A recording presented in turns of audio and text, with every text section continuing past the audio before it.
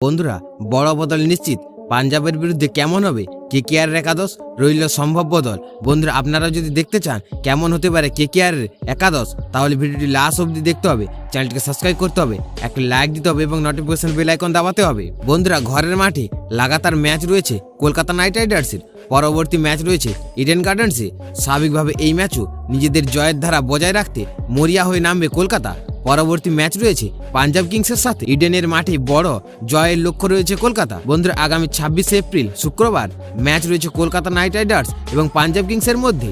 Match শুরু হবে সন্ধ্যা 7:30 থেকে। বন্ধুরা, কলকাতা মোট 7টি ম্যাচ খেলে 5টিতে জয় পেয়েছে, 2টি ম্যাচ হেরেছে তারা, যার মধ্যে একটি চেন্নাই চিপক স্টেডিয়ামে হেরেছে। বন্ধুরা, দ্বিতীয়বার তারা হেরে গিয়েছে রাজস্থানের কাছে ঘরের মাঠে। বন্ধুরা, তবে দেখে নেওয়া যাক কলকাতা নাইট রাইডার্সের সম্ভাব্য একাদশ কেমন হতে পারে।